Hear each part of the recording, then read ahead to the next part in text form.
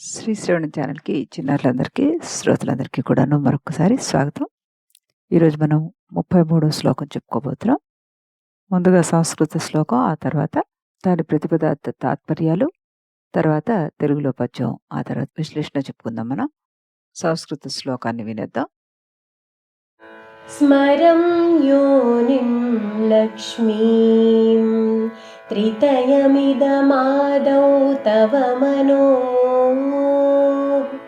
నిధాయైకే నిత్యే నిరవధి మహాభోగరసికా భజంతి త్వాం చింతామణిగుణనిబద్ధాక్షవలయా शिवाग्नौ जुह्वन्ता सुरभिघृतधाराहुतिशतैः.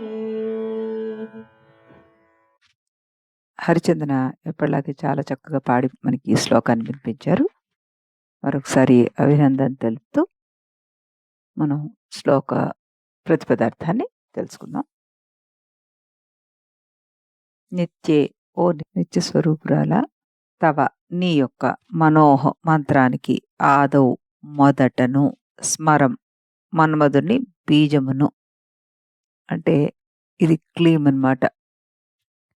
యోనిం భువనేశ్వరి బీజము అంటే ఇది హ్రీం, లక్ష్మీం శ్రీ బీజము ఇది శ్రీం, ఇదం ఈ మూడింటిని, నిధాయ ఉంచి లేదా చేర్చి, ఏకే కొందరు మాత్రము, నిరవధిక హద్దులు లేని, మహాభోగ దొడ్డదైన ఆనంద అనుభవం యొక్క, రసికాహ రసజ్ఞులు, చింతామణి చింతామణుల యొక్క గుణ సమూహం చేత, నిబద్ధ కూర్చబడిన, అక్షవలయాహ అక్షమాలలు గలవారై, శివాగ్ని శివాగ్నియందు స్వాదిష్టాగ్నియందుంచి, త్వాం నిన్ను సహస్రారము నుండి హృదయ కమలమునందు నిలిపి, సురభి కామధేను యొక్క ఘృత నెయ్యి యొక్క ధారల చేత, ఆహుతుల యొక్క శతైహి పలుమార్లు,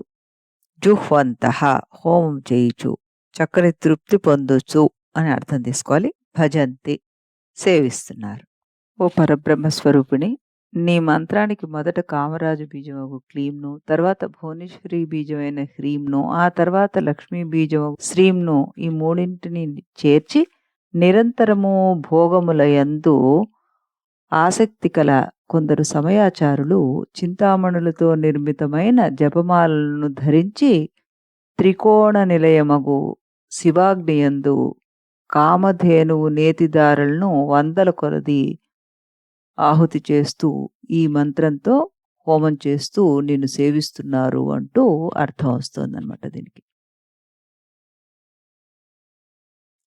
అలాగే దీనికి ఇంకొక అర్థం కనుక మనం చెప్పుకుంటే, పరబ్రహ్మ స్వరూపిణి, నీ మంత్రానికి మొదట స్మర అంటే కా, యోని అంటే ఏ, లక్ష్మి అంటే ఈ బీజాలు ఉంచగా కాది విద్య అవుతుంది. అది పంచదశి కాది విద్య వస్తుంది. కొందరు ఆ విద్యను నిరంతరము ఇంద్రియాలను నిగ్రహించి స్ఫటికమాలను ధరించి జపిస్తూ ఆజ్ఞాచక్రంలోని శివాగ్ని యందు నేతిధారలతోటి ఆహుతి చేస్తూ ఆనందం పొందుతున్నారు అంటూ కాది విద్యాపరంగా ఇక్కడ మనం చెప్పచ్చు. ఇందాకటిది సమయాచారులు వారు చేసేది, ఇప్పుడు ఇది కాది విద్యను అనుసరించి చేసేది అన్నమాట. ఇప్పుడు మనం తెలుగులో పద్యాన్ని విందాం.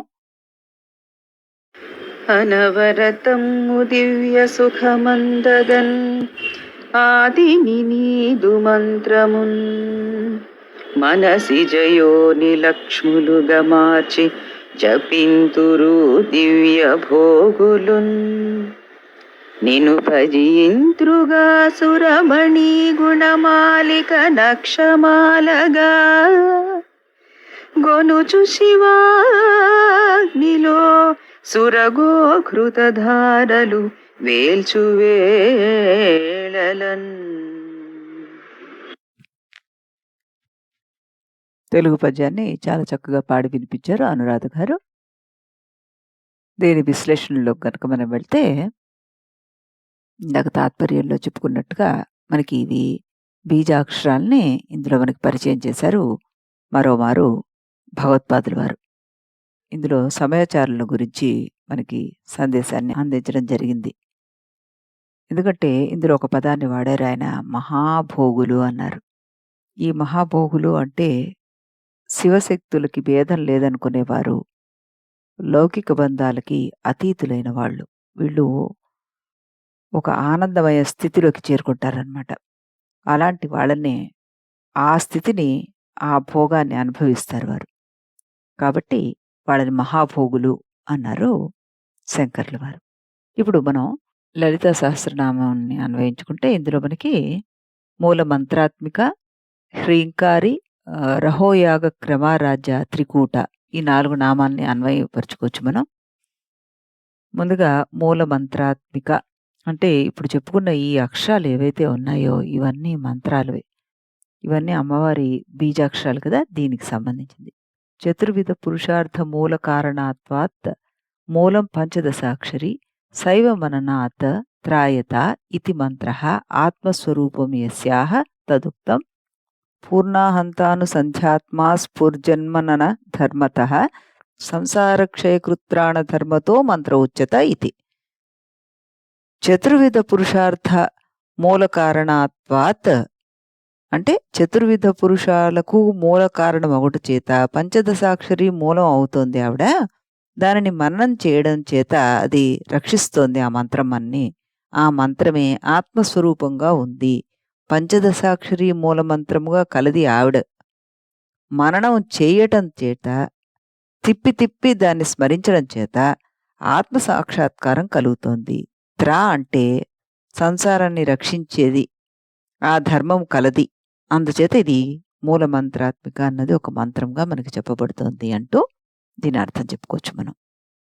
రెండవ నామం మనకి హ్రీం. హ్రీం అనేది సర్వాది ఆకృతి గణాల్లో చేరిందనమాట.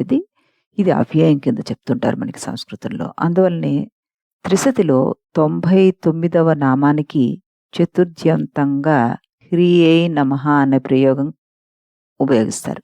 దీని అర్థం ఏంటంటే స్వతంత్ర తంత్రంలో వ్యాకులాక్షర శ్లోకంలో అంటే రహస్య మంత్రార్థాలు వ్యాకులాక్షరాలతో చెప్పబడతాయి అన్నమాట. అలాంటి శ్లోకాలకి వ్యాకులాక్షర శ్లోకం అంటుంటారు. వీటి లోపల ఇతర శ్లోకాల్లాగా మనకి అర్థం స్పష్టంగా ఉండదు. హకారము అంటే వ్యోమం అంటే సృష్టిని, రకారం అంటే స్థితిని, ఈకారం అంటే లయని, బిందువు మకారము ఈ మూడింటిని అధికారంలో ఉంచుతుంది. అట్టి వాణిని చేసేది హ్రీంకారి అన్న అర్థంతో ఇక్కడ మనం హ్రీంకారాన్ని చెప్పుకోవచ్చు. అలాగే మనం ఇంకా దీనికి ఇంకా ఏం చెప్పట్టు, హకార రకార ఈకారాలు వరుసగా స్థూల సూక్ష్మ కారణ దేహాన్ని సూచిస్తాయి. ఓంకారం పురుషవాచకాన్ని సూచిస్తే, శ్రీకారం ప్రకృతి వాచకాన్ని సూచిస్తుంది, హ్రీంకారం శక్తి వాచకాన్ని సూచిస్తుంది. మనకి భువనేశ్వరి మంత్రమైన హ్రీంను దీనికి సంకేతంగా చూపిస్తారు. హరిహర బ్రహ్మల కింద కూడాను ఈ మంత్రాన్ని చెప్తూ ఉంటారన్నమాట. ఆ తర్వాత మనం రహోయాగ క్రమారాజ్య అనే నామాన్ని మనం ఇక్కడ సమన్వయపరిస్తే, సహస్రారే పద్మే సహసి రహసి పత్యా విహరసే ఇది ఆచార్యోక్తి. రహసి వివిక్తే క్రియమాణో యాగః చిదగ్నో కనక కుండలిన్యధిష్ఠితే పుణ్యాదిహోమష్టకారూపో రహో యాగః అన్నారు. తస్య క్రమేణ ప్రయాగేణ ఆరాధ్య అంటూ ఇందులో మనకు చెప్పుకోవచ్చు. అంటే ఏంటి, సహస్ర పద్మం నందు రహస్యముగా భర్తతో విహరిస్తున్నది అని శంకర భగవత్పాదుల వారు అన్నారు. అంటే ఈ రహోయాగము రహస్యము చేయబడే యాగము, చిదగ్ని కుండ యందు కుండలిలో అధిష్ఠించిన పుణ్యాది హోమాష్టక రూపమైన యాగం అన్నమాట ఇది. అలాంటి యాగం చేయడం చేత ఆరాధింపబడేది ఈవిడ అని అర్థం వస్తుంది. అంటే రహస్యముగా కుండలిని లేపి దానితో కూడిన పుణ్యము అలాంటి వాటిని చిదగ్ని హోమంలో వేసే యాగమే ఈ యాగం అంటున్నారు. జ్ఞానము చేత కర్మాదులను దగ్ధం అనర్చడం అన్నమాట ఇది. లేదా ఇంకో రకంగా చెప్పుకుంటే రహస్యమందు అంటే సహస్రారంలో శివశక్తుల కలయిక అనే కర్మ అనమాట. దాన్ని క్రమంగా తెలుసుకొని ఆరాధించడం తోటి పొందబడేది ఈ దేవి అంటూ చెప్తున్నారు. అలా కాకుండా ఆపస్తంభుడు మనకేం చెప్తున్నారు అంటే శబ్ద శాస్త్రాల అందు ప్రీతి చూపించేవాడికి మోక్షం లేదు. మంచి గొప్ప గృహములందు నివసించుట చేత రాదది. భోజన వస్త్రాదుల చేత రాదు. లోకుల మనస్తత్వాలను ఎరిగినంత మాత్రాన అది మోక్షం రాదు. కానీ దృఢమైన వ్రతం కలవాడికి, ఏకాంత జీవితాన్ని నడిపేవాడికి, లోక సంబంధమైన వాటన్నిటినీ వదిలేసి ఆత్మయోగాన్ని అవలంబించిన వాడికి, అహింసాపరుడికి మోక్షం కలుగుతుంది అని ఆపస్తంభ స్తోత్రాల్లో చెప్పబడింది. కాబట్టి రహస్యమందు పుణ్యపాపాది కర్మలను చిదగ్నిలో దహించి దీక్షతోటి దృఢ వ్రతాన్ని చేస్తే సహస్రారంలో దేవిని ఆరాధించేవాడు ముక్తిని పొందుతాడు అంటూ చెప్తున్నారు ఇక్కడ. అంటే ఒక రకంగా చెప్పాలి అంటే ఒంటరిగా చేసే యాగం అని అర్థం. అంటే తాను అనన్య స్థితిలో ఉండే యాగం అని చెప్పి అర్థం అన్నమాట. పిండాండంలో శ్రీచక్ర భావన చేసి ఆయా ఆవరణ దేవతలు వారి పరివార దేవతలను, ఆవరణలను, చక్రాలను, దళాలను వీటన్నిటిని ఒక క్రమ పద్ధతిలో ఆరాధించే విధాన్ని అంతర్యాగం అంటారని చెప్పుకున్నాం కదా. ఈ అంతర్యాగ శ్రీచక్రార్చనే రహోయాగం కింద చెప్పబడుతుంది మనకి. అంటే ఇందులో పిండాండాల్ని శ్రీచక్రాన్ని సమన్వయపరుస్తూ అన్ని విషయాల్లో అభేదాన్ని చేసే యాగం అని చెప్పుకోవచ్చు మనం ఇక్కడ. ఇకపోతే మనకి మరో నామము త్రికూట అన్నారు. త్రయాణం బ్రహ్మాదీనాం అవస్థానాపీఠలోక గుణాదీనాం వా కూటం సమూహ యస్యాం వాగ్భవాది కూటత్రయ అభిన్నా వా అంటూ మనకి ఇక్కడ విశ్లేషణ దొరుకుతుంది.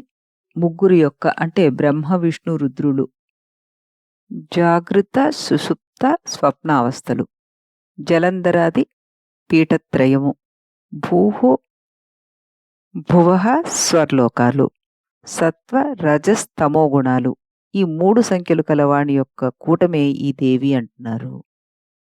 ఈ నామం మనకి తెలియజేస్తుంది. అంటే వీటన్నిటిలో కూడా ఇప్పుడు మనం ఇందాక చెప్పుకున్నట్టుగా క్లీం హ్రీం శ్రీం వీటిని మనం ఆ రకంగానే అన్వయపరుచుకున్నాం కదా. అంటే బ్రహ్మ విష్ణు రుద్రుల కింద చెప్పచ్చు, భూహు భువ స్వర్లోకాల గురించి చెప్పచ్చు, సత్వ రజస్తమో గుణాల గురించి చెప్పచ్చు అంటూ ఆ నామానికి అన్వయపరిచారు. భౌతికము మానసికము అనే సుఖం సాధారణంగా 2 విధాలుగా ఉంటుంటుంది. కేవలం దేహేంద్రియాలకు తృప్తి మాత్రం చేసేది భౌతికం అయితే, ఇంద్రియార్థాలతో సంబంధం లేకుండా మానసికోల్లాసాన్ని కలిగించే ఆనందానికి దారితీసే సుఖం మానసిక ఆనందం అంటాం. ఇది అతీతమైన సుఖం అన్నమాట. మనం నిద్ర అవస్థని ఈ రకంగా చెప్పుకోవచ్చు. శ్రీ విద్యలో కూడా ఉపాసకులు ఇలాంటి వాటిని పరమ సుఖాలను పొందుతుంటారు. ఈ పరమ సుఖాన్ని శ్రీ విద్యలో మహాభోగము అన్నారు. ఒక విధంగా దీన్ని మోక్షానందం అని కూడా మనం చెప్పుకోవచ్చు. ఈ మోక్షానంద సుఖాన్ని కోరుకునేవారు మహాభోగ రసికులు అంటూ వారు అనంతమైన ఒక ఆనందాన్ని పొందుతారు. ఆ మార్గమే ఇది అంటూ ఈ శ్లోకంలో వివరించారు శంకర భగవత్పాదుల వారు.